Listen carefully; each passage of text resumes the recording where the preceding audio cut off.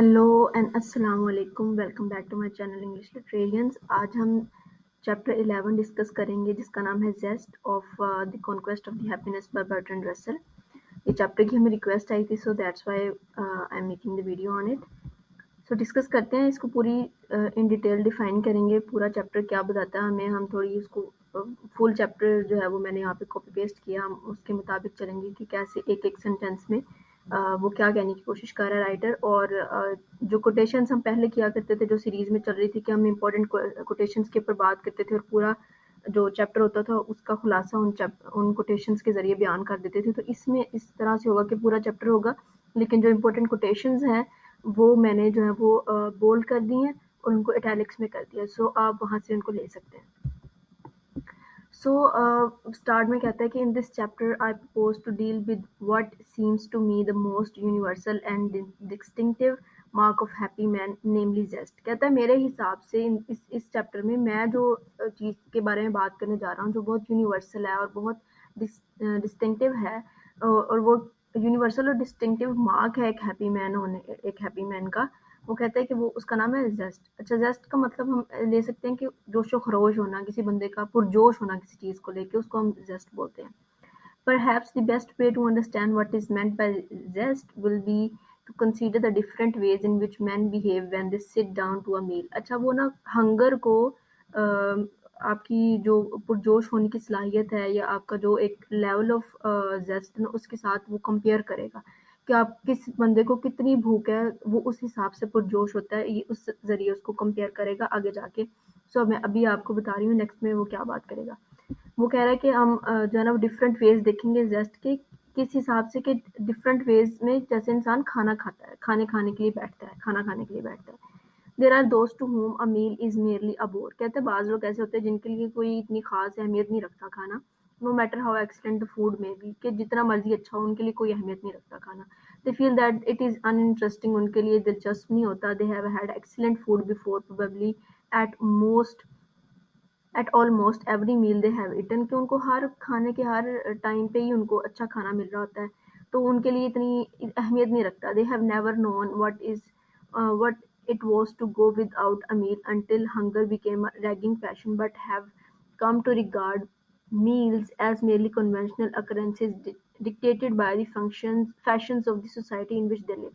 वो कहता है कि उनके लिए ना खाना इतना इम्पोर्टेंट नहीं होता, वो खाने के बगैर भी बाहर जा सकते हैं, मतलब अपने काम कर सकते हैं, जब तक कि उनको भूख अच्छे तरीके से नहीं लग जाती, जब तक कि वो एक जो है ना वो आपके ऊपर एक हावी नहीं हो जाती, तब तक उनको भूख इतना या उनको खाना इतना जो है ना फैसिनेट नहीं करता। और वो अगर खाने के बारे में थोड़ी बात करते हैं या कुछ ऐसा, तो वो फैशन के तौर पे उसको लेते हैं, सोसाइटी के हिसाब से करते हैं खाने के लिए चीज़ें जो है ना। Like everything else meals are tiresome, उनके लिए हर चीज़ जो है ना वो उनके लिए टायरसम होती है, तो उनके लिए खाना भी टायरसम होता है, थका देने वाली चीज़ होता है। But it is no use to make a fuss because nothing else will be less tiresome, क्योंकि उनके लिए कुछ भी टायरसम कम टायरसम नहीं है, कोई भी चीज़ ऐसी नहीं है जो उनको नहीं दिखाती, उनको हर चीज़ ही दिखा देती है, तो खाना भी उनमें से एक है। Then there are the invalids who eat from a sense of duty, और कुछ उनमें से ऐसे होते हैं जिनको लगता है कि हमें अपनी ड्यूटी परफॉर्म करने के लिए खाना है। वो टाइप्स बता रहा है, आपने टाइप्स फर्स्ट टाइप उसने बता दी, वो लोग जिनको खाने में कोई इंटरेस्ट नहीं होता। सेकंड, वो लोग जो ड्यूटी समझ के खाने को खाते हैं, because the doctor has told them that it is necessary to take a little nourishment in order to keep up their strength। जैसे फॉर एग्जांपल ड्यूटी ये हो सकती है कि डॉक्टर ने आपको बोला है कि आपको ये स्पेसिफिक फूड खाना है अपनी हेल्थ को अच्छा करने के लिए। नेक्स्ट स्लाइड में वो कहता है देन देयर आर दी एपिक्यूर्स। एपिक्यूर्स हम उन लोगों को बोलते हैं जो बहुत ज़्यादा ना अच्छे खुराक खाने वाले होते हैं, जिनको खाना खाना अच्छा लगता है, उनको कहते हैं epicures. Who start hopefully but find that nothing has been quite so well cooked as it ought to have been. कहते हैं कि वो जो जिनको लगता है कि शायद जो बहुत खुश खुराक होते हैं, उनको उनको शायद ये लग रहा होता है कि खाना बहुत अच्छा होगा, लेकिन उस तरह से पक्का नहीं होता जैसा वो उम्मीद कर रहे होते हैं। तो ये थर्ड टाइप उसने बता दी। हंगर जो खाना खाने वाले लोग हैं वो किस तरह बैठ के खाना खाते हैं, वो जब वो जेस्ट के साथ उसको कंपेयर करेगा, तो ये थर्ड टाइप होगी। फोर्थ टाइप वो कहता है then there are the gourmandisers who fall upon their food with eager rapacity, eat too much and grow philosophic and satirocious। वो कहता है कि बाज़ लोग फिर ऐसे होते हैं जो ओवर ईटर होते हैं। वो लोग ऐसे अपने खाने के ऊपर टूटते हैं, बहुत ज़्यादा खाना खाते हैं और बहुत ज़्यादा ना भरपूर चीज़ ज़्यादती करते हैं खाने में और इतना ज़्यादा खा लेते हैं कि उनके जिस्म से या मुँह से या जहाँ से भी आपने बाज़ औक़ात ऐसे लोगों को देखा होगा जिनको खाना खाने के बाद उनके जिस्म से आवाज़ें आती हैं, खर-खर की आवाज़ आती हैं। तो स्टर्टरोशियस का मतलब है कि आवाज़ें आना। तो वो उस चीज़ को डिफ़ाइन करता है कि इस तरह के लोग होते हैं। Finally there are those who begin with the sound appetites फिर वो आखिरी जो है वो एग्ज़ाम्पल टाइप बताता है। वो कहता है कि वो लोग जिनको बस नॉर्मल भूख होती है, are glad of their food. वो अपने खाने से भी बिल्कुल उनको समझ आते हैं कि ये खाने से खुश होते हैं कि ये नॉर्मल खाना है हमारे लिए। Eat until they have had enough. वो तब तक खाते हैं जब तक उनको लगता है कि अब बस इतना मेरे लिए काफ़ी होगा एंड देन स्टॉप और फिर रुक जाते हैं। मतलब वो मॉडरेशन में खाना खाते हैं, जितनी उनको भूख होती है उतनी खाते हैं। Those who are set down before the feast of life have similar attitude towards the good things which it offers. वो कहता है कि अब ये लाइफ के साथ उसको कंपेयर करेगा। वो कह रहा है कि the happy man corresponds to the last of our eaters के जो हैप्पी मैन है ना हम उसको जो है वो मिलाएंगे अपना लास्ट ऑफ ईटर्स के साथ। What hunger is in relation to food, zest is in relation to life. वो कहता है कि जैसे भूख जो है वो रिलेट करती है ना खाने के साथ, इसी तरह जिंदगी में जो आपका पुरजोश होना है वो लाइफ में बहुत इंपॉर्टेंट है, उसके साथ उसका बड़ा गहरा रिलेशन है। The man who is board with his meals corresponds to the victim of Byronic unhappiness। कि जो बंदा अपने खाने से खुश नहीं है उसको वो मिसाल दे रहा है अपना जो सेकंड चैप्टर था उसके ही इस ऐसे में Byronic अनहैप्पीनेस। वो लोग जो जिंदगी में उनके पास सब होता है लेकिन बस वो खुश नहीं होते, वो खुद को एक ऐसे बबल में रखते हैं जिसमें अनहैप्पीनेस होती है और उनकी खुद की बनाई हुई अनहैप्पीनेस होती है। फिर वो कहते हैं द इनवैलिड। अब वो सेकंड टाइप के ऊपर आ रहा है जो उसने हंगर के लिहाज से बयान की थी पहले, उसको रिलेट कर रहा है यहाँ पे। वो कह रहा है the invalid who Yeats from a sense of duty corresponds to the ascetic, the gormandizers to the voluptuary। Sorry ये लफ्ज़ है वोलिपिचरी। ओके, सो वो कहता है कि जो इनवैलिड होते हैं ना वो इस तरह से सेंस ऑफ ड्यूटी समझ के खाना खाते हैं। वो ऐसे होते हैं जो मतलब साधु फकीर टाइप लोग होते हैं। वो इस तरह से मतलब अपनी ज़रूरत की तरह बस उसको देख के उतना ही खाना खाते हैं, ज़्यादा नहीं खाते। और जो गवर्नमेंटाइजर्स होते हैं वो कैसे खाना खाते हैं, वो अपनी नफसानी ख्वाहिश को देखते हुए जितनी है उतना उतना ले लो। मतलब क्योंकि नफसानी ख्वाहिश जो इंसान की ख्वाहिश है वो तो कभी भी भरती नहीं है, हम कभी भी खुश नहीं होते जो हमारे पास है, हम ज़्यादा से ज़्यादा चाहते हैं। तो उस चीज़ से उसको रिलेट करता है। फिर वो कहता है द एपिक्योर, वो लोग जो खुश खुराक होते हैं, corresponds to the fastidious person who condemns half the pleasures of life as anesthetic। वो कहता है कि वो जो जिनको अच्छी खुराक जिनको खाना अच्छा लग रहा होता है, वो जैसे उसने ऊपर भी बताया था कि वो लोग उनको जैसी होप होती है ना कि खाना अच्छा होगा उतना होता नहीं है। तो वो इस तरह से लाइफ को करता है कि वो लोग फिर ज़िंदगी से कुछ खुश होते हैं और कुछ नहीं होते। मतलब बाज़ दफ़ा वो कहते हैं कि हम खुश हैं ज़िंदगी से, ये जो चीज़ हमें मिली है लाइफ में इससे हम खुश हैं। बाज़ दफ़ा वो उसको अनएस्थेटिक बोल देते हैं। Oddly enough, all these types, with the possible exception of the gormandizers, feel contempt for the man of healthy appetite and consider themselves in superior। तो वो ये बात कहते हैं। नेक्स्ट हम आगे देखते हैं वो क्या कहने की कोशिश कर रहा है। वो कहते हैं कि it seems to them vulgar to enjoy food because you are hungry or to enjoy life because it offers a variety of interesting spectacles and surprising experiences। Last slide में वो बोलता है कि यहाँ पे हमने देखा था कि वो कहता है कि जो गवर्नमेंटाइजर्स होते हैं ना वो ज़्यादा अपने आप को ना सुपीरियर समझते हैं उन लोगों से जिनकी हेल्दी एपिटाइट होती है, जो सिर्फ उतना ही खाते हैं जितनी उनको ज़रूरत है। तो उससे रिलेट करते हुए आगे बोलता है कि it seems to them vulgar to enjoy food because you are hungry और to enjoy life because it offers a variety of interesting spectacles and surprising experiences. कि उनके लिए ना कुछ चीज़ें वल्गर होती हैं क्योंकि वो खाने को या एंजॉय फूड को इतना एंजॉय नहीं कर पा रहे होते, क्योंकि वो हंग्री होते हैं। और लाइफ का भी इसी तरह से उसने रिलेट करके बताया। अच्छा, अगर हम आगे देखें तो वो कहता है कि from the height of their disillusionment they look down upon those whom they despise as simple souls. कहता है कि उनको लगता है कि जो लोग वही अच्छे हैं जो मतलब सिंपल सोल्स की तरफ उनको देख के अच्छा लगता है। For my part I have no sympathy with this outlook. मुझे मतलब ऐसा नहीं लगता, मुझे लगता है कि all disenchantment is to me a malady. वो कहता है कि मेरे लिए जो सारी मायूसी है ना, मतलब ऐसे लोगों को देखना वो मेरे हिसाब से एक बीमारी है। मेलेडी का मतलब यहाँ पे बीमारी है, which it is true certain circumstances में render inevitably but which none the less when it occurs it is to be cured as soon as possible, not to be regarded as a higher form of wisdom. तो वो ना भूख के बारे में बात करता है और लाइफ के बारे में बात करता है कि ये जो जिन लोगों को शौक होता है ना कि हम बस खा लें ज़्यादा से ज़्यादा, ओवर ईटिंग जो करते हैं खाने में भी और लाइफ में भी कि हमें नए नए एक्सपीरियंस मिलेंगे, हम ये भी कर लें वो भी कर लें, वो कहते हैं कि ये इतना इम्पोर्टेंट नहीं है, हमें बस उतना ही लेना चाहिए जितनी हमारी ज़रूरत है। ऐसा नहीं होना चाहिए कि हम पागल हो जाएँ किसी भी चीज़ के लिए, वो बेशक खाना हो या ज़िंदगी में जो आपका खुश होना है उसके बारे में हो। हमें नॉर्मल मॉडरेशन, वो आगे मॉडरेशन का भी ज़िक्र करेगा, उसके हिसाब हमें काम करना चाहिए और उतना ही लेना चाहिए जितनी हमें ज़रूरत है, क्योंकि ये ना मतलब एक अक्लमंदाना फ़ैसला होता है बंदे का। उसके बाद वो कहते हैं सपोज़ वन मैन, वो एग्ज़ाम्पल्स भी देता है। Suppose one man likes strawberries and other doesn't. वो कहता है कि फॉर एग्ज़ाम्पल एक बंदा स्ट्रॉबेरीज़ को पसंद करता है और दूसरा नहीं करता। In what respect is the latter superior? वो जैसे कि वो पहले बात कर रहा है, रिलेट करता है उसके साथ, जैसे गवर्नमेंटाइज़र्स समझते हैं कि जो कम खाते हैं वो हमसे इंफीरियर है। तो वो कहते हैं कि जिसको वो रिलेट करते हुए एग्ज़ाम्पल देता है कि जिनको स्ट्रॉबेरीज़ पसंद है और जिनको नहीं पसंद, ये कैसे हो सकता है कि जिनको पसंद है वो सुपीरियर हैं जिनको नहीं पसंद? ये नहीं हो सकता, वो कह रहा है। वो कहता है there is no abstract and impersonal proof either that strawberries are good और that they are not good. कहता है यहाँ पे कोई ऐसा एब्स्ट्रैक्ट और इम्पर्सनल प्रूफ नहीं है हमारे पास कि स्ट्रॉबेरीज बंदे के लिए गुड हैं और गुड नहीं भी हैं। To the man who likes them they are good, जिनको वो पसंद है उनके लिए अच्छी हैं। To the man who dislikes them they are not, जिनको वो पसंद है उनके लिए वो बहुत अच्छी हैं, जिनको नहीं पसंद उनके लिए वो अच्छी नहीं है। But the man who likes them has a player which the other does not have. कहते हैं लेकिन जिनको वो पसंद है वो उनके लिए वो एक प्लेयर का काम करती हैं और जिनको नहीं पसंद उनके लिए नहीं करती। To that extent, his life is more enjoyable and he is better adapted to the world in which both must live. लेकिन वो कहता है कि अगर हम यहाँ पे बात करते हैं तो जिनको जो चीज़ पसंद है अगर वो उस चीज़ को अडेप्ट करते हैं अपनी लाइफ के अंदर तो वो ज़िंदगी को या दुनिया को बेहतर समझ सकते हैं। आप फॉर एग्जांपल किसी बंदे ने स्ट्रॉबेरी चखी नहीं हो, उसको उसका टेस्ट कैसे पसंद आएगा? ठीक है, वो कहता है दूर-दूर से कह देता है कि मैं नहीं खाता, मैं नहीं खाता, तो उसको कैसे पता चलेगा कि इसका टेस्ट अच्छा है?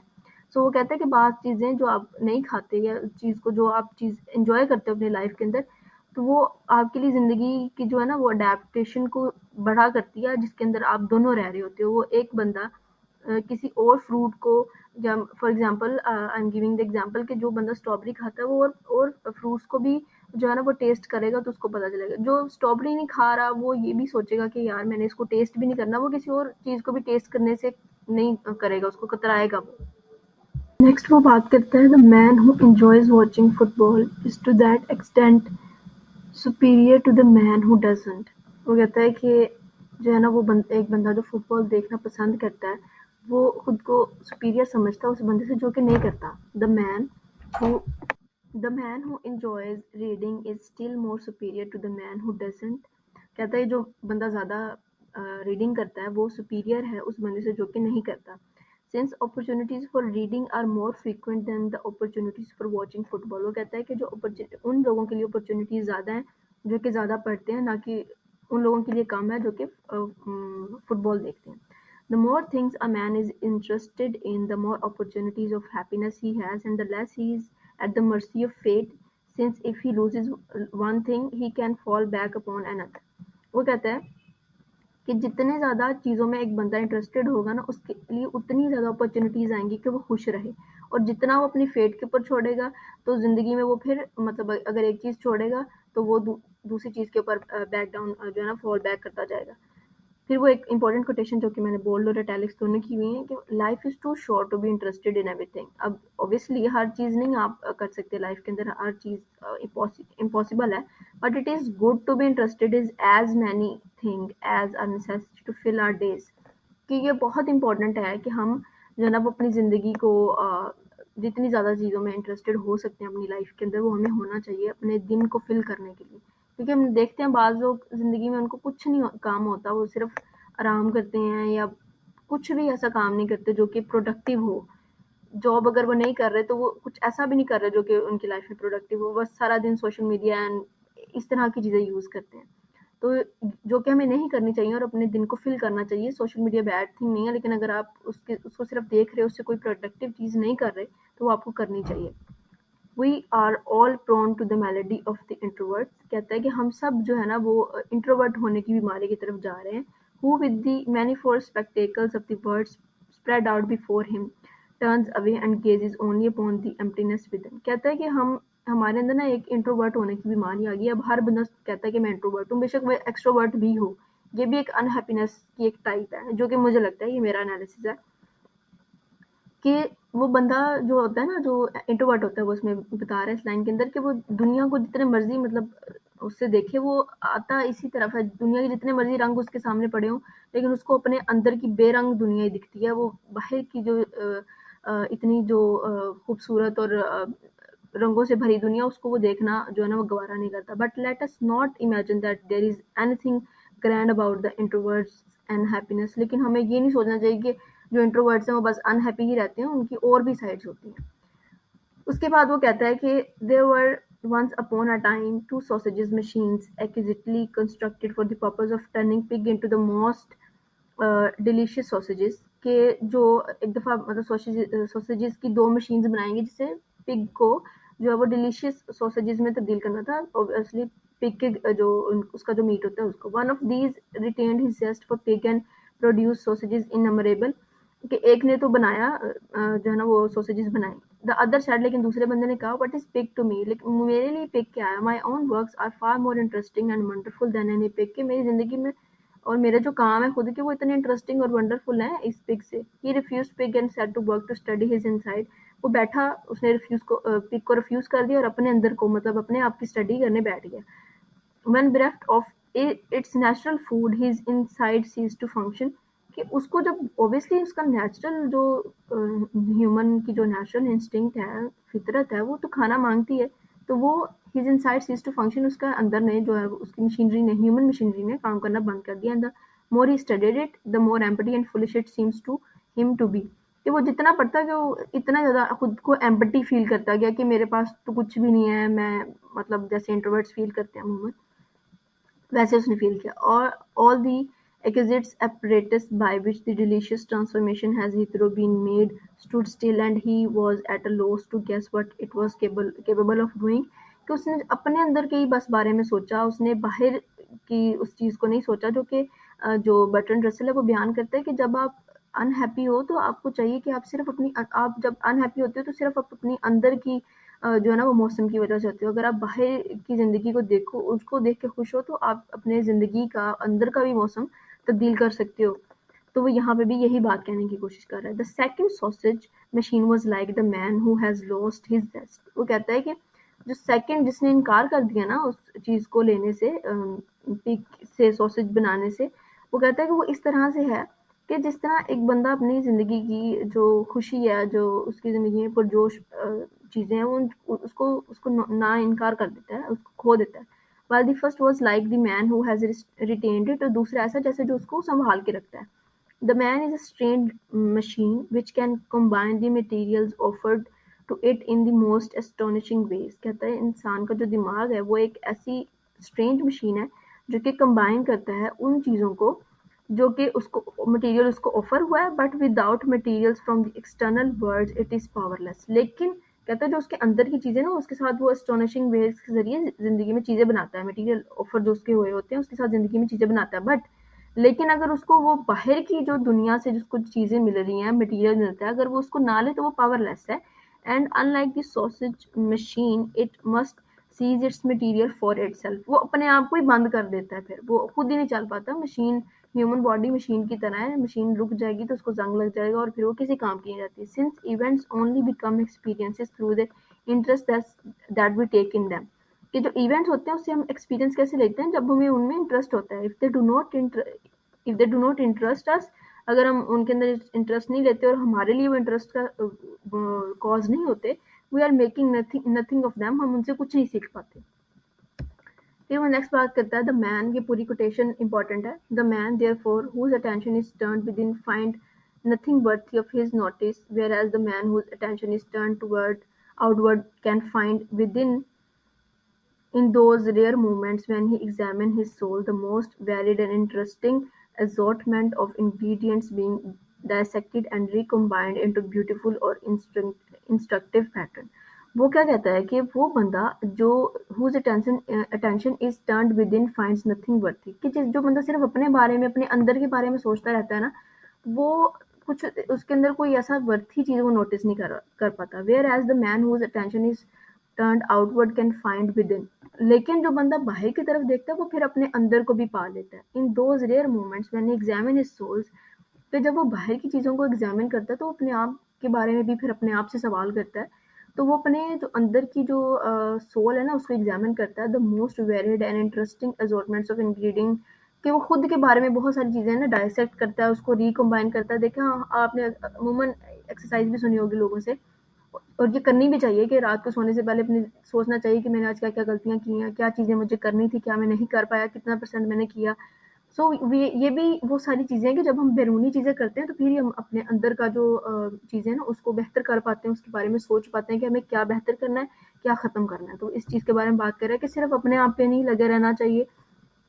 नार्सिसिस्ट अप्रोच अच्छी नहीं होती, बल्कि बाहर की दुनिया, उनके बारे में भी सोचना चाहिए। इसमें ये भी एक अप्रोच मिलती है कि सिर्फ अपने बारे में सोचने वाला इंसान इंसान नहीं होता, बल्कि बाहर के लोगों के बारे में सोचने वाला, दुनिया में जितने मौजूद लोग हैं उनके बारे में सोचने वाला इंसान ही सही इंसान है।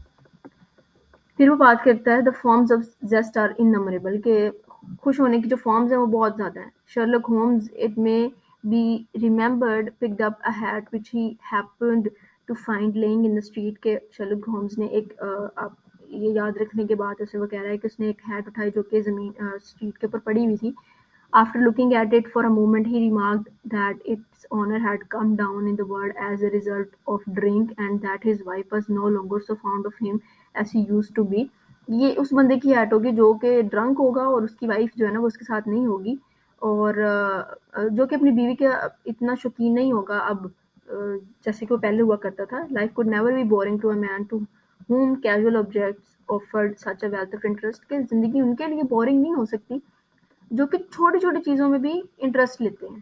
ठीक है? जैसे कि शर्लक होम्स ने एक हैट के अंदर इंटरेस्ट लिया, वो एग्ज़ाम्पल देने के लिए यहाँ पे बात कर रहे हैं। फिर वो कहता है कि think of the different things that may be noticed in the course of a country walk, कि आपको, आप अगर गली में या कहीं अपने घर में या कहीं किसी गाँव में वॉक भी कर रहे हैं, कंट्री साइड में वॉक कर रहे हैं, तो आपको उधर भी चीज़ों को नोटिस करना चाहिए, ऑब्ज़र्व करना चाहिए। फिर वो बात करते हैं कि one man may be interested in the birds, कि एक बंदा जो है बर्ड्स के अंदर इंटरेस्ट ले सकता है। वो अनदर इन दी वेजिटेशन, दूसरा सब्जियों में ले सकता है। अनदर इन दी जियोलॉजी, दूसरा कोई जियोलॉजी में ले सकता है। या अनदर इन दी एग्रीकल्चर, कोई दूसरा बंदा एग्रीकल्चर में ले सकता है, एंड सो ऑन। और हर बंदे के डिफरेंट जो है ना वो इंटरेस्ट होते हैं। Any one of these thing is interesting if it interest you, इनमें से कोई भी चीज़ इंटरेस्टिंग हो सकती है अगर आपके लिए वो इंटरेस्टिंग है।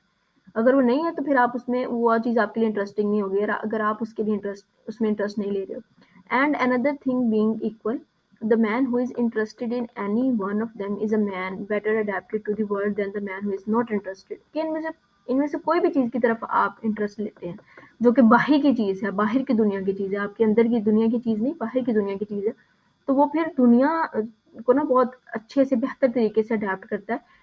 वो उसको फिर कंपैरिजन करता है उस बंदे से जो कि इनमें से किसी चीज़ में इंटरेस्ट नहीं लेता, तो उसके लिए दुनिया, बाहर की दुनिया और अंदर की दुनिया सेम है, उसके लिए कोई इम्पोर्टेंस नहीं रखती।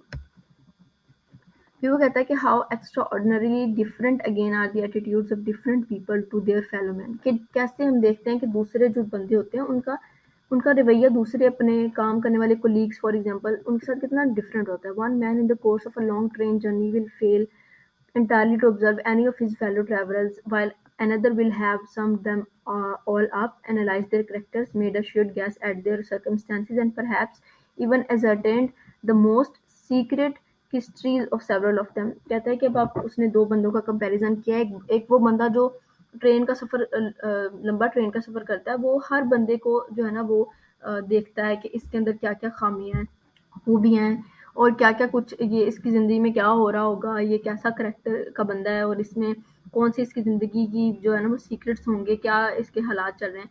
जबकि दूसरा बंदा वो बिल्कुल किसी को ऑब्ज़र्व नहीं करता। People differ just as much in what they feel towards other as in what they ascertain about them. कहता है कि वो दूसरे जो है ना तभी फील करते हैं, डिफरेंट फील करते हैं, जैसे वो फील कर रहे होते हैं उन बंदों के बारे में, उनके बारे में जैसी परसेप्शन उनकी तरफ आती है ना, वो वैसा इसलिए आती है क्योंकि वो दूसरों के बारे में कैसा फील कर रहे होते हैं, कैसा उनका ऑरा कैसा होता है दूसरे बंदे का। Some man find almost everybody boring, कुछ लोगों को ऐसा लग रहा होता है कि सारे ही बंदे बोर हैं। Others quickly and easily develop a friendly feeling towards those with whom they are brought in contact unless there is some definite reason for feeling otherwise।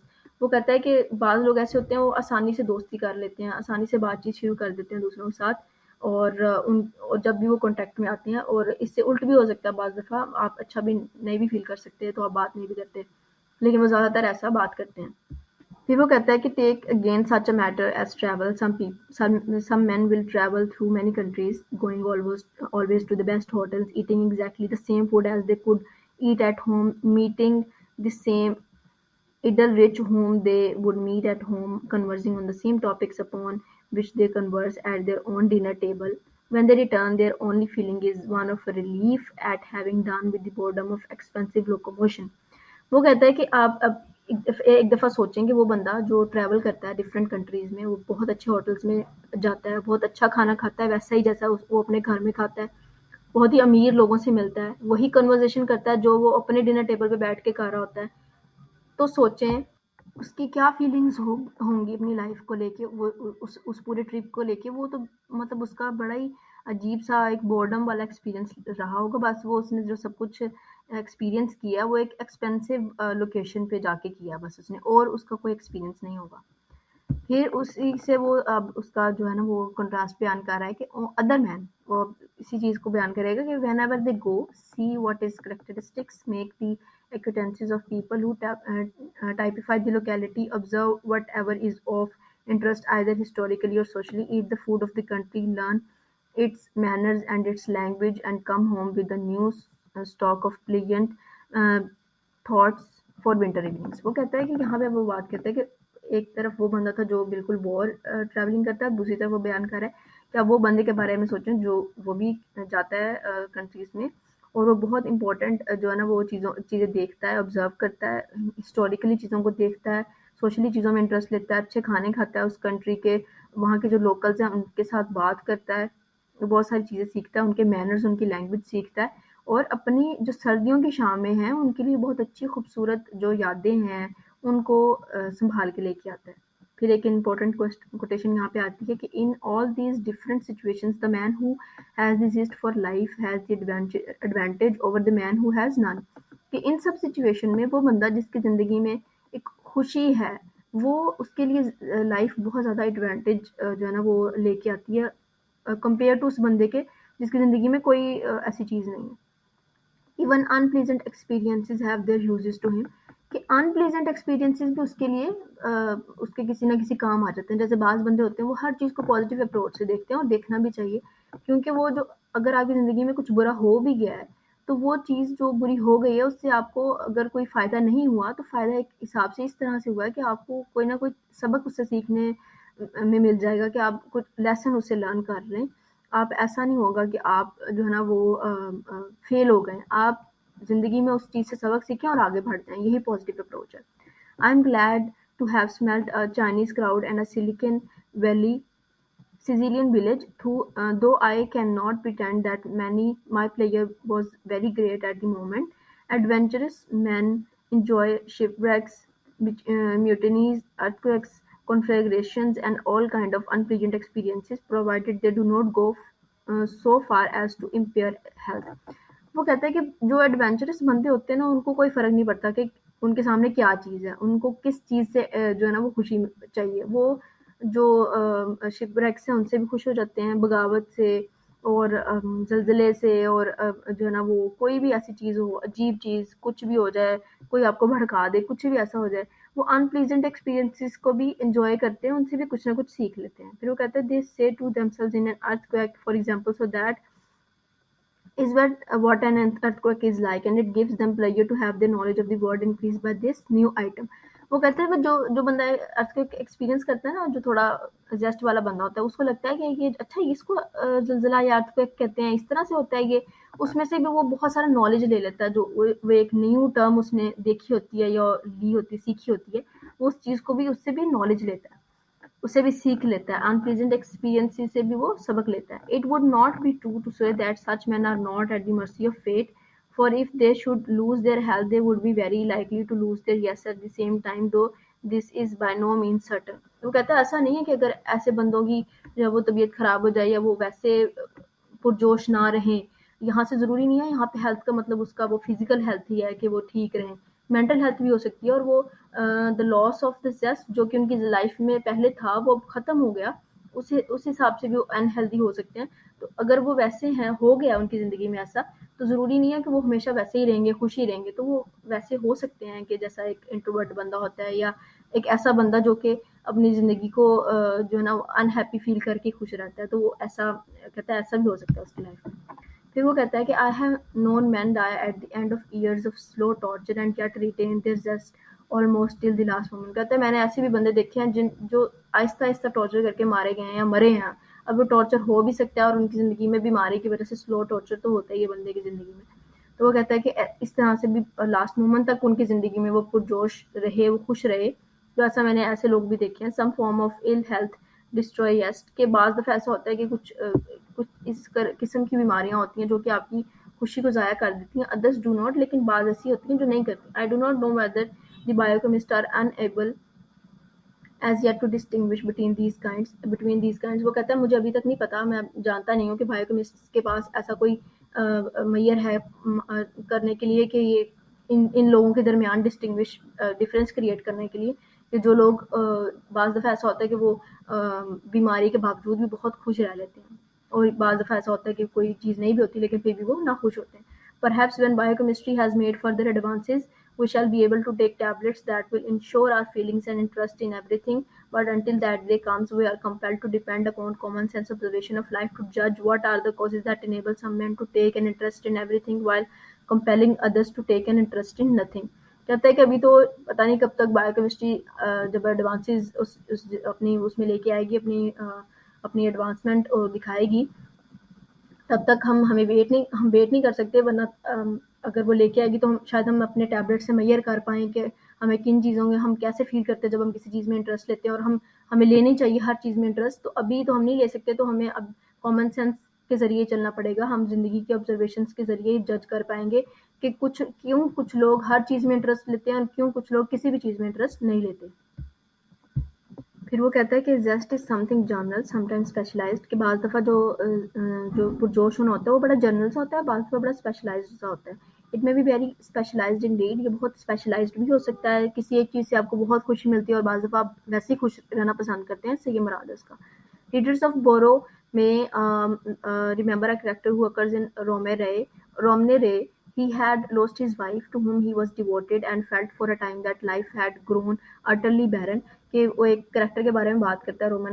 Roman रे में एक करेक्टर होता है, उसका एक नॉवल है. वो कहता है कि उसमें उसकी वाइफ जो है ना वो फोत हो जाती हैं, वफात पा जाती हैं, और उसके अंदर वो अपनी लाइफ उनसे वो बहुत प्यार करता होता है अपनी वाइफ से. तो वो फिर क्या करता है, उसको ऐसा लगता है कि ज़िंदगी अब खत्म हो चुकी है. But he became interested in Chinese inscriptions on tea pots and tea chests, and by the aid of a French Chinese grammar, after learning French for the purpose, gradually managed to decipher them, thereby acquiring a new interest in life, though he never used his Chinese knowledge of other purposes. वो कहता है कि उसने Chinese और French language जो है ना वो सीख ली. वो एक न्यू उसने अपनी लाइफ का एक पर्पस बना लिया, एक जेस्ट बना लिया कि मैं इसकी तरफ चलूंगा अगर मैं अपनी वाइफ को खो चुका हूँ फिर भी. आई have known man who were entirely absorbed in the endeavor to find out about the Gnostic heresy, and other men whose principal interest lay in collating the manuscripts and early editions of Hobbes. ये भी एक example देने के उसमें बात करता है. It is quite impossible to guess in advance what will interest a man, but most men are capable of keen interest in something or other, and when uh, once such an interest has been aroused, their life become free from tiredom. वो कहता है कि जब ऐसा होता है बाज़ दफ़ा हम ना बाज़ दफ़ा एक चीज़ के बारे में सोच नहीं सकते, हमारे लिए इम्पॉसिबल होता है ये गेस करना कि कोई बंदा किस चीज़ में इंटरेस्ट लेगा, उसके लिए क्या चीज़ बहुत ज़्यादा इंटरेस्टिंग होगी और क्या चीज़ नहीं होगी.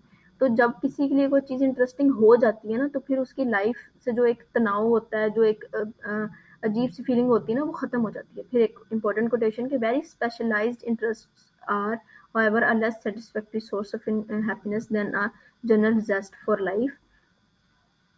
कहता है कि जो जनरल जेस्ट है ना लाइफ की वो ज़्यादा होती है as compare to interested specialised interest एक बंदे की लाइफ में ना लेस सैटिस्फैक्टरी होते हैं सोर्स ऑफ हैप्पीनेस के लिए, since they can hardly fill the whole of a man's time, क्योंकि वो एक बंदे की ज़िंदगी में ना बड़ा कम सा टाइम पूरा कर पाते हैं, and there it always the danger that he may come to know all there is to know about the particular matter that has become his hobby, कि वो एक चीज़ के बारे में हर चीज़ एक चीज़ के बारे में इतना डीप चला जाएगा कि उसको सब कुछ पता चल जाएगा, तो फिर वो मतलब एक बंदा उसको फिर किसी और चीज़ की तरफ जाना पड़ेगा। तो जर्नल वो यहाँ पे इस चीज़ के ऊपर जोर दे रहा है कि जर्नल जेस्ट होनी चाहिए आपकी ज़िंदगी में, जर्नल खुशी पुरजोशपन होना चाहिए। ये नहीं होना चाहिए कि आप किसी स्पेशलाइज्ड चीज़ की तरफ चल पड़े और बस उसी एक चीज़ की तरफ है। वो कहता है कि एक चीज़ होनी चाहिए स्पेशलाइज्ड चीज़, लेकिन उसके बाद कोई एक और चीज़, जैसे कि वो बयान कर रहा है कि उस बंदे की जो वाइफ है वो फोत हो चुकी थी, फिर उसने न्यू चीज़ की तरफ अपने आप को लगा लिया। फिर वो कहता है it will be remembered that among our different types at the banquet we included the gormandizers whom we were not prepared to praise, कि हमने जो ज़्यादा खाने वाले ओवर ईटर्स होते हैं ना उनको हमने प्रेज नहीं किया। The reader may think that the man with zest whom we have been praising does not differ in any definable way from the gormandizers।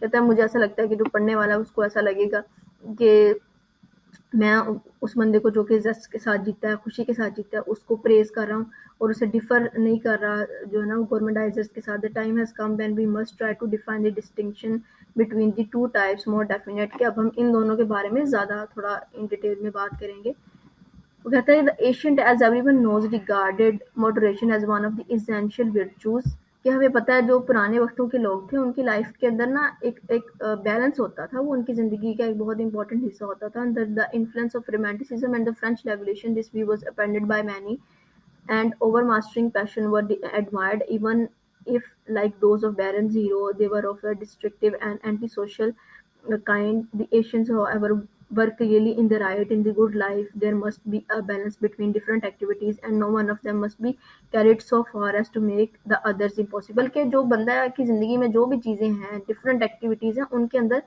एक बैलेंस, एक मॉडरेशन होनी चाहिए, वरना वो एक चीज़ के ऊपर लगा रहेगा और दूसरी उसके लिए उसके ऊपर काम करना इम्पॉसिबल हो जाएगा। The gourmandisers sacrifices all other pleasures that of eating, जैसे जो खाना खाने वाले ओवर ईटर्स होते हैं वो बाकी सारी खुशियों को प्लेयर्स को खाना खाने बस वो खाना ही खाते हैं और उन और किसी और प्लेयर की तरफ नहीं जाते। And by so doing diminishes the total happiness of his life, और उसकी ज़िंदगी की सारी खुशियाँ जो है ना वो ख़त्म हो जाती हैं, वो क्योंकि उसको नहीं पता होता, वो सिर्फ खाने को ही अपना मेन फोकस रखता है। Many other passions besides eating may be carried to a like excess, कि और भी ज़िंदगी में खुशियाँ हैं, आप उनको भी हासिल कर सकते हैं। जैसे कि एक शेर है कि ज़िंदगी में और भी गम है मोहब्बत के सिवा, तो वो इस तरह से भी है कि ज़िंदगी में और भी काम है करने के लिए। The Empress Josephine was a gourmandiser in regard to clothes, के जैसे वो गोर्मेंडाइजर हाँ ईटिंग में होता है ना कि वो बहुत ओवर ईटर होता है, इस तरह से जो एम्प्रेस जोसेफिन थी वो नेपोलियन जो एम्परर था ना उसकी वो फर्स्ट वाइफ थी, उनके बारे में ये बात करते हैं कि वो कपड़ों के मामले में तो ओवर क्लोदर थी। First Napoleon at first Napoleon used to pay her ड्रेसमेकर्स bill, कि पहले उसके जो कपड़े बांध के आते थे वो उसका बिल देता था। दो वाज कॉन्टिन्यूअली इंक्रीजिंग प्रोटेस्ट, के वो फिर प्रोटेस्ट बढ़ते गए। At last he told her that she really must learn moderation, के उसको बैलेंस करना चाहिए, and that in future he would only pay her bills when the amount seems reasonable, वो तब उसका बिल भरेगा जब वो थोड़ा रीजनेबल प्राइस होगा उस उनके कपड़ों जब वो बन के आए। When her next dressmaker's bill came in, लेकिन जब उसका नेक्स्ट बिल आया, she was for a moment at her wits ends, but presently she bethought herself of a scheme, लेकिन फिर उसने सोचा कि obviously बिल बड़ा आया तो उसने एक स्कीम सोची। वो क्या थी कि she went to the war minister, वो war minister के पास गई and demanded that he should pay her bill out of the funds provided for the war, कि उसका बिल जो है ना वो उन पैसों से देने चाहिए जो कि वॉर के लिए दिए गए हैं। Since he knew that she had the power to get him dismiss, जबकि उस बंदे को जो वॉर मिनिस्टर था उसको पता था कि इसके पास इतनी पावर है, ये मुझे डिसमिस कर सकती है।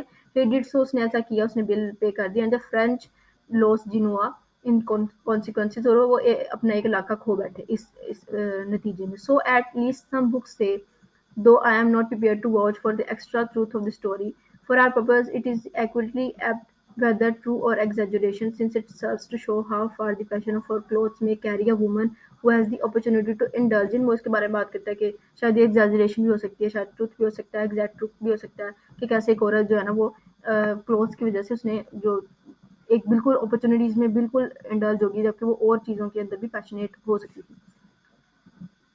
Dipsomaniacs and nymphomaniacs are obvious examples of the same kind of the things. अच्छा, डिप्सोमेनियक्स कौन होते हैं? जो लोग ये एक काइंड ऑफ ना मेडिकल कंडीशन है जिसके अंदर जो आपको ना अनकंट्रोलेबल क्रेविंग्स होती हैं ऑफ अल्कोहल और ड्रग्स की।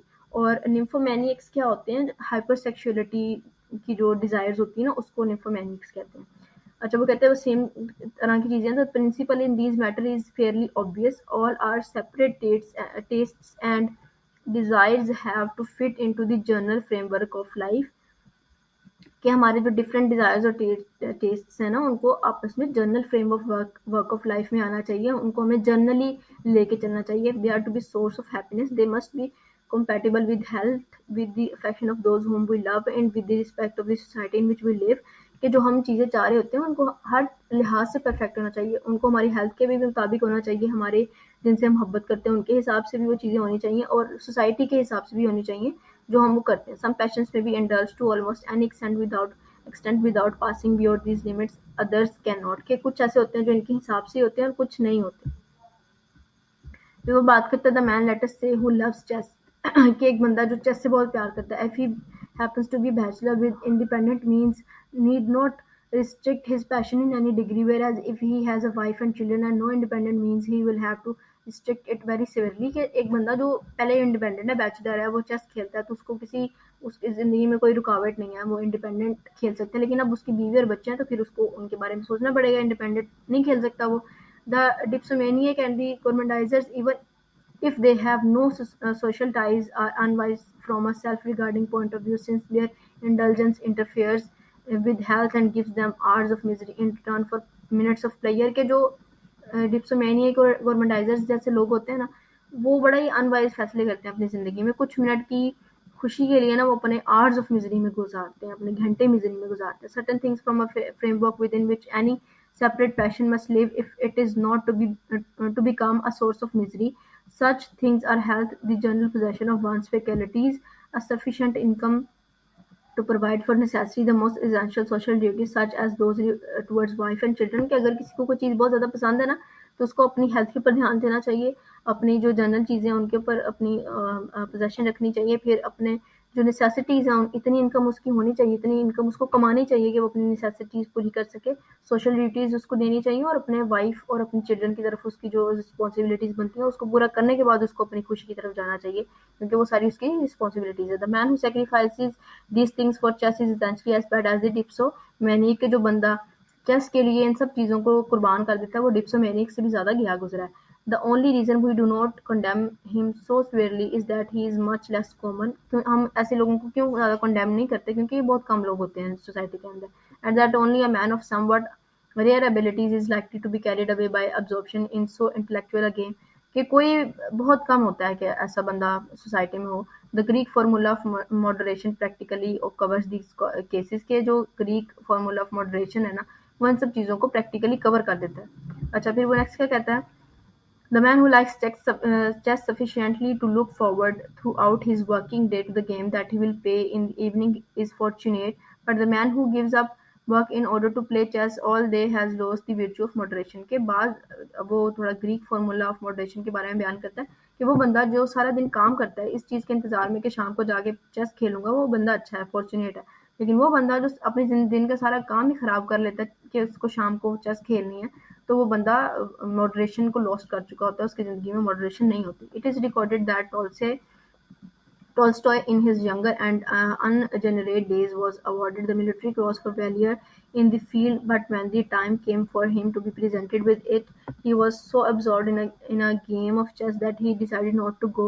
कि उसको बहुत इंपॉर्टेंट मिलिट्री अवार्ड मिला, लेकिन जब उसको दिखाने का टाइम आया तो वो बहुत बिजी था अपने चेस की गेम में। We can hardly find fault with Tolstoy on his account, on this account कि हम टॉल्स्टॉय के अंदर बहुत कम हम फॉल्ट देख पाते हैं। Since to him it might well be a matter of indifference what he won military decorations or not, but in a lesser man such an act would have been one of folly। के ये जो है ना वो एक बेवकूफ़ाना जो step हो सकता है। फिर वो कहता है कि as a limitation upon the doctrine that has been set forth, it ought to be admitted that some performances are considered so essentially noble as to justify the sacrifice of everything else on their behalf. कि बाद ज़िंदगी में हम ऐसी चीज़ें करते हैं, बाद ऐसी sacrifices होती हैं, बाद ऐसी चीज़ें, ऐसी परफॉर्मेंसेज होती हैं जो ज़िंदगी में तमाम कुर्बानियों का हक अदा कर देती हैं. The man who loses his life in the defence of his country is not blamed if thereby his wife and children are left penniless. कि वो बंदा जो अपने मुल्क की हिफाजत के लिए अपनी जान दे देता है, तो उसके बच्चों और उसकी बीवी के पास अगर कुछ ना रहे तो वो एक, हम उस चीज़ को ब्लेम नहीं करते. The man who is engaged in experiments with a view to some great scientific discovery or invention is not blamed afterward for the poverty that he has made his wife endure, a family endure, provided that his efforts are crowned with ultimate success. कि अगर कोई बंदा scientific discoveries कर रहा है और बाद में हमें पता चलता है, हम उस चीज़ को ब्लेम नहीं कर सकते कि अगर उसने अपनी फैमिली को एक अच्छी ज़िंदगी नहीं दी, क्योंकि एंड पे उसका क्या एफर्ट का नतीजा निकला कि हमारे पास एक अल्टीमेट सक्सेस थी उस चीज़ के लिए जो कि उसने डिस्कवरी करने की कोशिश की थी. If however he never succeed in making the discovery or the invention that he was attempting, public opinion condemns his as a crank, which seems unfair. कि बार दफ़ा ऐसा होता है कि आप नहीं जीत पाते, आप नहीं कामयाब हो पाते, तो लोग आपको पागल कहते हैं, जो कि बहुत गलत है. Since no one in such an enterprise can be sure of success in advance. कि कोई भी बंदा अपनी जो सक्सेस है, अपनी कामयाबी एडवांस में नहीं बता सकता कि मैं इसमें कामयाब होऊंगा ही होऊंगा. वो मेहनत करता है और जो उसका नतीजा होता है वो अपने रब के ऊपर छोड़ देता है. During the first millennial of the Christian era, a man who abandoned his family for the saintly life was praised, though nowadays it would be held that he ought to make some provisions for them. के बाद जो Christian इरा था पहले का, उसमें जो था ना, वो जो लोग होते थे, आदमी होते थे, वो अपने आप को साधु फकीर और जो प्राइस्ट होते हैं इनके, उसमें वो बनाने के लिए अपनी फैमिली को छोड़ देते थे. तो लेकिन अब जो है वो उनके लिए प्रोविजंस करनी पड़ती है, उनके लिए काम, उनके लिए पोजेशन छोड़ के जानी पड़ती है अगर आज के दौर में आपको ये करना है. नेक्स्ट वो कहता है कि I think there is always some deep seated psychological difference between the gourmandisers and the man of healthy appetite. के कुछ साइकोलॉजिकल डिफरेंसेस होते हैं उस बंदे में जो कि ओवर ईटर है और वो जो कि नॉर्मल खाना खाता है, हेल्दी एपेटाइट रखता है. The man in whom one desire runs to excess at the expense of all other is usually a man with some deep seated trouble who is seeking to escape from a specter. कि वो जो ना, वो किसी ना किसी, जो गवर्नमेंटाइजर है ना, वो किसी ना किसी चीज़ से ना escape चाह रहा होता है. In the case of the dipsomaniac, this is obvious. Men drink in order to forget. कि जो लोग पीते हैं ना, डिप्सोमेनियक, मैंने आपको पहले बता दिया वो क्या होता है. वो लोग ऑब्वियसली कुछ भुलाने के लिए पीते हैं. If they had no specters in their lives, they would not find drunkenness more agreeable than sobriety. कि वो अगर उनकी ज़िंदगी में कुछ ऐसा बुरा ना हो या जिस चीज़ को भुलाना चाहते हैं वो ना हो, तो वो कभी ना पिएं, वो अपनी ज़िंदगी को जो है ना खूबसूरती से, नरमी से ही गुजारें. As the legendary Chinaman said, me no drinky for drinky, me drinky for drunky. कि मैं शराब पीने के लिए नहीं पीता, बल्कि मैं शराबी के लिए पीता हूँ. सो वो कहता है कि it is typically of all excessive and one sided passion. के बहुत ज़्यादा एक्सेसिव चीज़ पे जाके और वन साइडेड पैशन हो जाता है उनका. It is not pleasure in the object itself that is sought but oblivion. कि ऐसा नहीं होता कि वो सिर्फ उस चीज़ में ही अपनी खुशी ढूंढते हैं, बल्कि वो किसी चीज़ को भुलाने के लिए. ऑब्लिवियन का मतलब यहाँ पे फरामोशी है, उस चीज़, किसी चीज़ को भुलाना. तो वो उस चीज़ को भुलाने के लिए ना जो कोशिशें करते हैं. There is however a very great difference according as oblivion is sought in a sottish manner or by the exercise of faculties in themselves desirable. Borrow's friend, who taught himself Chinese in order to be able to endure the loss of his wife, was seeking oblivion. जैसे कि वो पहले बताता है कि जिसकी वो wife हो तो फिर उन्होंने जब वो चाइनीज सीखी थी, तो वो कहता है कि वो अब उन्होंने अपनी बीवी को बुलाने के लिए जो है वो चीज़ सीखी थी, लेकिन उसका काम आ गई. But he sought it in an activity that had no harmful effects. लेकिन इसका कोई नुकसान नहीं हुआ उनको. उन्होंने एक ऐसी एक्टिविटी चुनी जिसका कोई नुकसान नहीं था. But on the contrary improved his intelligence and his knowledge. जबकि उसका जो है ना, उनका नॉलेज बढ़ा और उनका इंटेलिजेंस बढ़ा उस वजह से. Against such forms of escape there is nothing to be said. कि अगर ऐसी कोई एस्केप है, ऐसा कोई आप चीज़ बनाना चाह रहे हैं, ऐसा रूट चुनते हैं आप एस्केप के लिए, तो वो तो अच्छा है, उसके बारे में कुछ बुरा नहीं कह सकते हम. It is otherwise with the man who seeks oblivion in drinking or gambling or any other form of unprofitable excitement. There are, it is true, borderline cases. कि ऐसी चीज़ें अच्छी नहीं है जिनके लिए आप जो है ना वो ड्रिंक करें या गैम्बलिंग करें या कोई ऐसी चीज़ जो आपकी हेल्थ के लिए या अनप्रॉफिटेबल हो. तो वो कहता है लेकिन ऐसे केसेस बहुत कम होते हैं. अच्छा, फिर वो कहता है व्हाट शुड वी से of the man who runs mad risks in aeroplane or on mountain tops because life has become irksome to him. कि बाज़ लोग ऐसे होते हैं जो भागते हैं एरोप्लेन्स की तरफ और माउंटेन टॉप्स के ऊपर, क्योंकि उनके लिए ज़िंदगी बड़ी परेशान-कुन होती है। If his risks were any public object, we may admire him, but it not we shall have to place him only slightly above the gambler and drunkard. कि बाज़ बंदे ऐसे होते हैं जो कहते हैं कि बस मैं एस्केप कर लूँ, तो अगर तो वो पब्लिक ऑब्जेक्ट को नुकसान नहीं पहुँचा रहे, उसको रिस्क में नहीं डाले, तो हमें उनको एडमायर करना चाहिए। लेकिन अगर वो कर रहे हैं तो ऐसा फिर हमें उनको गैम्बलर और ड्रंकर से भी ऊपर रखना चाहिए। Genuine jest, not the sort that is really a search for oblivion, is part of the natural makeup of human beings, except in so far as it has been destroyed by unfortunate circumstances. के genuine jest जो है ना कि हम खुशी हासिल करें, वो ह्यूमन जो है ना ऐसे ही बना होता है, उसको नई से नई चीज़ की खुशी चाहिए होती है, लेकिन अब बहुत अनफॉर्चुनेट सर्कमस्टेंसेज होते हैं जिनकी वजह से वो ना ज़ाया हो जाती हैं, और हम उनसे फरामोशी चाह रहे होते हैं, उसमें से निकलना चाह रहे होते हैं किसी चीज़ में से, तो वो हम बड़ी अनफॉर्चुनेट सर्कमस्टेंसेज होते हैं जब हम गलत रास्तों की तरफ जाते हैं। Young children are interested in everything that they see and hear. ये जो छोटे बच्चे होते हैं उनको हर चीज़ अच्छी लग रही होती है जो वो देखते हैं और सुनते हैं। The world is full of surprises to them, उनके लिए दुनिया भरी होती है सरप्राइजेस से। They are perpetually engage with ardour in the pursuit of knowledge. वो कहता है कि अब वो इल्म हासिल करना चाह रहे होते हैं, उस चीज़ के बारे में जानना चाह रहे होते हैं। Not of course of scholastic knowledge, ये नहीं कि वो बहुत डीप नॉलेज चाह रहे होते हैं जैसे स्कॉलर्स के पास होता है, but of the sort that consist in acquiring familiarity with the object that attracts their attention. कि वो बस वो इतना नॉलेज चाह रहे होते हैं कि उनसे उनको पता चल जाए कि जिस चीज़ की तरफ अट्रैक्ट हो रहे हैं उसके बारे में जानना चाह रहे होते हैं। Animals even when adult retain their zest providing they are in health. A cat in an unfamiliar room will not sit down until it has sniffed at every corner on the off chance that there may be a smell of mouse somewhere. कि एक बिल्ली तब तक उस कमरे में नहीं बैठती जब तक कि वो उसको अच्छी तरीके से सूंघ नहीं लेती कि कहीं यहाँ पे smell of mouse तो नहीं है. The man who has never been fundamentally thwarted will retain his natural interest in the external world as so long as he retain he will find life pleasant unless his liberty is unduly curtailed। कि एक बंदा जो है ना वो उसका natural interest जो है ना एक्सटर्नल वर्ल्ड की तरफ ही होता है। अगर हम रिटेन कर दें ना उसकी लिबर्टी को, तो फिर वो बाहर की चीज़ों की तरफ नहीं देखता। फिर एक इम्पोर्टेंट कोटेशन वो कहता है कि the loss of zest in civilized society is very largely due to the restrictions upon liberty which are essentially to our way of life। के जो zest की एक कमी हमारी ज़िंदगी में हो जाती है ना सिविलाइज सोसाइटीज़ के अंदर, वो क्यों होती है? क्योंकि हमारी लिबर्टीज़ के ऊपर रिस्ट्रिक्शंस डाल दी जाती हैं हमारी लाइफ के अंदर। The savage hunts when he is hungry, and in so doing is obeying a direct impulse. The man who goes to his work every morning at a certain hour is actuated fundamentally by the same impulse, namely the need to secure a living. But in his case, the impulse does not operate directly, and the moment when it is felt, it operates indirectly through abstractions, beliefs, and violations. At the moment when the man starts off to his work, he is not feeling hungry since he has just had his breakfast. He merely knows that the hunger will reoccur and that going to his work is a means of satisfying future hunger. Impulses are irregular, whereas habits in a civilized society have to be regular.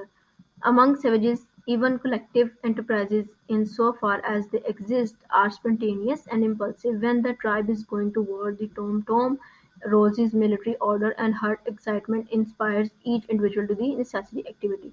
वो कहता है कि जो हम काम करने जाते हैं वो हमारी इम्पल्स होती है कि हमें आने वाले वक्त के लिए हम इस टाइम पे, जैसे फॉर एग्जांपल हमें इस टाइम भूख लगी है तो हमने अपना भूख मिटा लिया। अब हमें अगली भूख को कम करने के लिए, जब हमें पता है कि आगे भी हमें भूख लगनी है, फ्यूचर हंगर भी होनी है हमें, तो उसको सेटिस्फाई करने के लिए भी हमें काम करना पड़ेगा।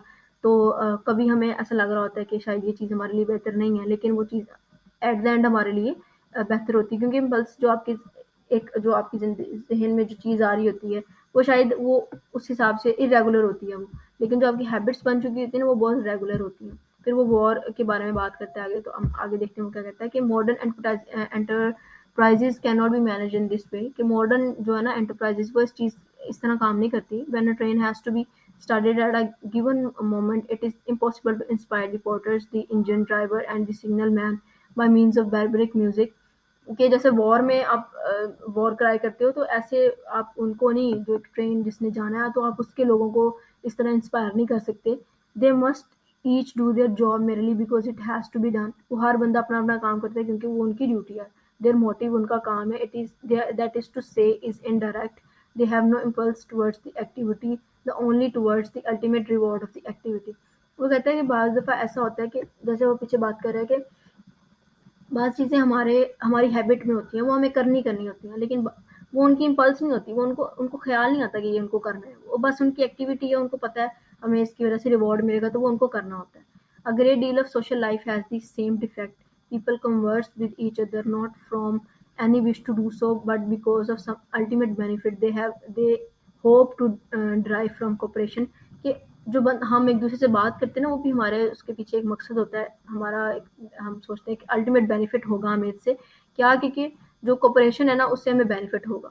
एट एवरी आपने देखा कि नॉट ओनली ह्यूमंस और जो कंपनीज है वही कोऑर्डिनेशन और कॉपरेशन कर रही हैं, इवन कंट्रीज लेवल पे भी अब कोऑर्डिनेशन और कॉपरेशन होना शुरू हो गया, जो कि एक कोल्ड वॉर में होती थी कंट्रीज, उनके दरमियान भी अब जो आहिस्ता आहिस्ता कोऑर्डिनेशन और कॉपरेशन आता जा रहा है। सो हमें पता है कि कॉपरेशन और कोऑर्डिनेशन होगा, यानी कि आज की दुनिया मॉडर्न एंटरप्राइज समझ चुकी है कि अगर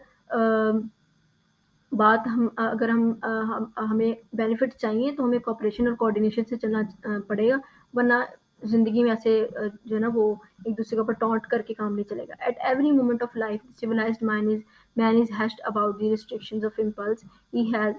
If he happens to feel cheerful, he must not sing or dance in the street. कि जो सिविलाइज्ड अब बंदा हो गया है ना मैन, वो अब खुद को चेयरफुल फील करवाने के लिए ना वो गली में खड़ा होकर गाना नहीं गा सकता, ना वो डांस कर सकता है।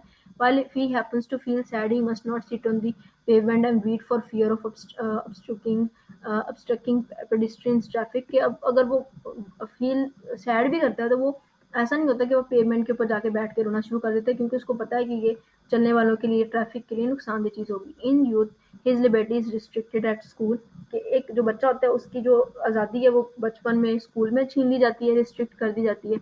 In adult life it is restricted through his working hours, और जब वो थोड़ा बड़ा हो जाता है, अडल्ट हो जाता है, तो वो वर्किंग आवर्स में अपने ऑफिस टाइम में बिजी हो जाता है। All this makes just more difficult to retain. इन तमाम वजहों से जो है ना वो हमारी जो खुशी है, वो पुरजोशपन, जो एक एनर्जी होती है बंदे के अंदर, वो एनर्जी की भी आगे बात करेगा, वो कम होना शुरू हो जाती है, बस रिटेन हो जाती है एक लेवल तक। For the continual restraint tends to produce weariness and boredom, कि वो फिर हम बोर्डम की तरफ ले जाता है। Nevertheless, a civilized society is impossible without a very considerable degree of restraint upon spontaneous impulse, since spontaneous impulse will only produce the simplest form of social cooperation, not those highly complex forms which modern economic organization demands. In order to rise above these obstacles to just a man needs health and superabundant energy, or else if he has the good fortune, work that he finds interesting on its own account. Health, so far as statistics can show, has been steadily improving in all civilized countries during the last 100 years, but energy is most difficult to measure, and I am doubtful whether physical vigor in moments of health is as great as it was formerly. The problem here is to a great extent a social problem, and as such I do not propose to discuss it in the present volume. The problem has, however, a personal and psychological aspect, which we have already discussed in connection with fatigue. Some men retain their zest in spite of the handicaps of civilized life, and many men could do so if they were free from the inner psychological conflicts upon which a great part of their energy is expended. वो कहता है कि हम बाज अब वो ना जेस्ट की बात करता है कि बाज़ दफ़ा ऐसा होता है कि हमारी फिज़िकल हेल्थ तो अच्छी होती है, लेकिन हमारी एनर्जी ज़्यादा नहीं होती। हम एनर्जी, क्योंकि ज़स्ट जो है ना वो एनर्जी से आ सकती है, आप पुरजोश एनर्जी की वजह से होते हैं। आपका अंदर बेशक मरा भी हो, लेकिन अगर आप पुरजोश है ना किसी चीज़ को लेके खुश हो, तो फिर भी जैसे वो पीछे बात करता है कि मैंने बंदों को देखा है कि वो स्लो टॉर्चर से मरते हैं, लेकिन मतलब उनकी ज़िंदगी में स्लो टॉर्चर होता है, वो किसी भी वजह से हो सकता है, तो लेकिन वो फिर भी उनकी ज़िंदगी में ज़ेस्ट होता है। लेकिन बाज़ दफ़ा ऐसा होता है कि हमें हमारी जो हेल्थ होती है वो अच्छी होती है, लेकिन फिर भी हमारे अंदर जो है ना वो एनर्जी नहीं होती। जो बात करता है कि पर्सनल और साइकोलॉजिकल दोनों हो सकते हैं। हमारा बाहर का जो सिविलाइज्ड लाइफ है वो भी हमें रिस्ट्रिक्ट कर सकती है कि हम एनर्जी और जेस्ट की तरफ कम जाएं, और हमारा साइकोलॉजिकल कॉन्फ्लिक्ट भी इसको जो है ना वो रोक सकता है। फिर वो कहता है कि zest demands energy. Important quotation, important phrase कह सकते हैं इसको, कि जो खुशी है ना, जो पुरजोशपन है आपका, वो एनर्जी डिमांड करता है। More than that sufficient for the necessary work, उससे ज़्यादा जो कि एक नेसेसरी इंपॉर्टेंट काम को करने के लिए ज़रूरी है। And this in turn demands the smooth working of the psychological machine of the cause is promoting the smooth working. I shall have more to say in later chapters. वो कहता है कि मैं इसके बारे में आगे बात करूंगा. In women, अब वो woman के बारे में बात करता है कि in women less nowadays than formerly, but still to a very large extent zest has been greatly diminished by a mistaken conception of respectability. Mistaken conception of respectability की वजह से वुमेन्स के अंदर जो एक जेस्ट होता था फॉर्मली, वो आजकल के दिनों में नहीं है. It was thought undesirable that woman should take an obvious interest in man. वो सोचा जाता है आज के एक अनडिजायरेबल सा जो है ना वो इंटरेस्ट लेती है औरत मर्द के अंदर, और that they should display too much vivacity in public, और उनको बहुत ही अजीब तरीके से बिहेव करना है, बहुत ही आर्टिफिशियल सी खुशी जाहिर करनी है पब्लिक के अंदर. In learning not to be interested in man, they learn very frequently to be interested in nothing. कि जैसे जैसे उनको ये सिखाया जा रहा है कि आप मर्दों के अंदर इंटरेस्ट ना लें, वो किसी भी चीज़ में इंटरेस्ट नहीं लेनी. That is also very important quotation. आप इसको अंडरलाइन करके इसको देख लीजिएगा. ये बहुत, अगर आप प्रेजेंटेशन दे रहे हैं या असाइनमेंट दे रहे हैं तो ये इंपॉर्टेंट लाइन है इसके अंदर. और at any rate in nothing accept a certain kind of correct behaviour, कि वो फिर कुछ भी ना करेक्ट बिहेवियर सा नहीं रहता उनका, कुछ भी आप उनसे एक्सपेक्ट कर सकते हो. एक सर्टेन काइंड ऑफ जो करेक्ट बिहेवियर था वो नहीं रहा अब उस रेट के ऊपर. To teach an attitude of inactivity and withdrawal towards life is clearly to teach something very inimical to zest, or to encourage a certain kind of absorption in self which is characteristics of highly respectable women, especially when they are uneducated. के जो uneducated women है ना, उसके अंदर ये सब कुछ ज़्यादा होता है. जस्ट की भी कमी हो जाती है, हम उसको encourage भी नहीं कर पा रहे. फिर वो कहता है they do not have the interest in sports than average men have, कि औरतों में स्पोर्ट्स में ज़्यादा रुझान नहीं है. They care nothing about politics, उनको पॉलिटिक्स के बारे में कुछ नहीं पता. Towards man there attitude is one of prime aloofness, कि उनकी ज़िंदगी में जो मर्दों की तरफ जो अट्रैक्शन है या जो एटीट्यूड है वो भी बहुत अजीब सा है, तन्हा रहना पसंद करती हैं वो. Towards women their attitude is one of veiled hostility based upon the conviction that other women are less respectable than they are themselves, कि वो फिर ये भी फील करती हैं कि शायद वो ज़्यादा इंपॉर्टेंट है. वो वुमेन्स में भी वो कहता है कि क्लासेस हैं, कि कुछ समझती हैं हम इन औरतों से ज़्यादा रिस्पेक्टेबल हैं, और या फिर वो मर्दों से ज़्यादा रिस्पेक्टेबल होना अपने आप को जो है ना वो कहती हैं. They boast that they keep themselves to themselves, वो ये भी एक इम्पॉर्टेंट कोटेशन है कि वो अपने आप को अपने आप तक रखना पसंद करती हैं. That is to say their lack of interest in their fellow creatures appears to them in the light of a virtue, कि वो जब वो मर्दों में अपनी फेलो क्रिएशन में कोई भी हो सकती है, और ऑब्वियसली वुमेन्स की फेलो क्रिएशन मैन है, वो जब उनमें इंटरेस्ट नहीं लेती तो फिर वो उनको ऐसा लगता है कि बस वो अपने आप तक ही रहती हैं, किसी और से बात भी करना पसंद नहीं करती. For this of course they are not to blame. वो कहता है इस चीज़ के लिए हम उनको ब्लेम नहीं कर सकते, औरतों को ब्लेम नहीं कर सकते. They are only accepting the moral teaching that has been current for thousand of years where women are concern, कि ये वो रिस्ट्रिक्शन है जो सिविलाइज सोसाइटी मॉडर्न एंटरप्राइज औरतों के ऊपर लगाती है, कि उनको रिस्ट्रिक्ट कर देती है. और ये वो जो टीचिंग है जो उनको सिखाई जा रही है. There are however victims must to be pitied of a system of repression whose inequity they have failed to perceive, के वो ये विक्टिम्स हैं इस सिस्टम की औरतें. To such women all that is ungenerous appears good and all that is generous appears evil. औरतों के लिए जो है ना वो अनजेनरस चीज़ जो है वो गुड हो गई है, और जो जेनरस चीज़ें थी वो इवल हो गई हैं. फॉर एग्जांपल आजकल अगर हम देखते हैं तो औरतें कहती हैं कि हमें रिस्पेक्ट नहीं चाहिए, हमें इक्वल जो है ना मर्दों के आना, हमें इक्वल राइट्स चाहिए. तो वो जो पहले चीज़ें जेनरस थी कि जब मर्द औरत की इज्जत करता था, तो वो अब इज्जत का जो टाइप ऑफ रिस्पेक्ट है ना वो चेंज हो गई है. तो वो कहती है कि मुझे मर्द के बराबर आके बात करनी है, हर चीज़ वैसा ही करना है. In their own social circle they do what they can to kill joy. वो अपने सर्कल में, अपने सोशल सर्कल में वो करती हैं वैसी चीज़ें करती हैं जो कि उनकी खुशी को कम कर देते हैं. In politics they love repressive legislation. उनको पॉलिटिक्स के अंदर, सियासत में भी वो जो रिप्रेशन है ना लेजिस्लेशन, रिप्रेसिव लेजिस्लेशन, उसको ही वो कहती हैं, उसको अच्छा लगता है उनको. Fortunately the type is growing less common, कि ऐसी औरतों की तादाद कम है, but it is still far more prevalent than is suppose by those who lived in emancipated circles. लेकिन बाज़ लोग ऐसे हैं जिनको मतलब हमें अभी भी इस चीज़ के बारे में सोचना चाहिए, उन लोगों को जो कि आज़ाद घूम रहे हैं. तो इस हिसाब से वो ये बात भी करता है कि औरत जो है ना वो आज़ाद नहीं है अपनी जेस्ट में, अपनी एनर्जी में. ठीक है.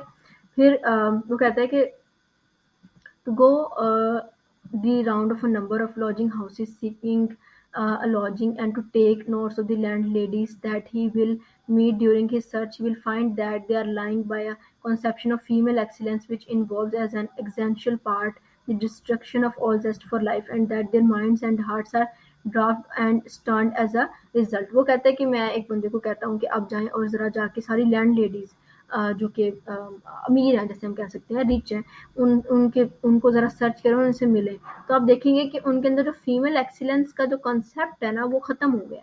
वो उस मतलब उस चीज़ को फीमेल एक्सीलेंस नहीं ख़त्म हुई, वो डिस्ट्रक्शन हो गई है उनकी लाइफ में, जेस्ट की उनकी लाइफ के अंदर। क्यों? क्योंकि वो फीमेल एक्सीलेंस के अंदर इन्वॉल्व हो गई हैं। वो समझती हैं कि हम सुपीरियर हैं, और जिनकी वजह से उनके दिमाग और जो उनका दिल है वो वैसा नहीं रहा जैसा पहले हुआ करता था। वो एक बिल्कुल काला पड़ गया। Between male and female excellence rightly conceive there is no difference. Obviously जो एक्सीलेंस है, जो इंटेलिजेंस है, वो मैन और फीमेल में, मेल और फीमेल में दोनों में बराबर है। और at any rate no difference such as tradition inculcates, कि और कोई डिफरेंस भी नहीं है ऐसा, ट्रेडिशन जो है ना ट्रेडिशन इनकलकेट करता है वैसे ऐसा कोई डिफरेंस नहीं है। For woman as for man zest is the secret of happiness and well being, के both for woman and man जो खुशी है वो सीक्रेट ऑफ हैप्पीनेस है। जो पुरजोश आपका होना है किसी भी चीज़ को लेके, एक चीज़ को छोड़ के, अगर एक चीज़ अच्छी नहीं है तो दूसरी चीज़ को लेके खुश होना इंपॉर्टेंट बात है। वो इस चीज़ के बारे में बात कर रहे हैं। अच्छा, ये चैप्टर जब हम पढ़ते हैं, इसका लास्ट जो पार्ट है ना, वो आप उसको फेमिनिज्म के लिहाज से भी डिस्कस कर सकते हो। अगर आपकी कोई प्रेजेंटेशन इस हिसाब से आ रही है तो आप इस चैप्टर को शामिल कर सकते हो फेमिनिज्म के थीम में, क्योंकि वो यहाँ पे औरतों के बारे में बात करता है। और फर्स्ट के जो कुछ चैप्टर्स हैं उनके अंदर भी वो औरतों के दरमियान जो है ना, वो बायरोनिक अनहैप्पीनेस जो चैप्टर है उसके अंदर भी वो बात करता है वुमेन्स के बारे में। सो ये काफ़ी लंबी वीडियो हो चुकी है, और thank you so much for watching and please watch it. और उम्मीद करती हूँ आपको ये वीडियो पसंद आई होगी। Must like it and subscribe and share it with your friends. Thank you.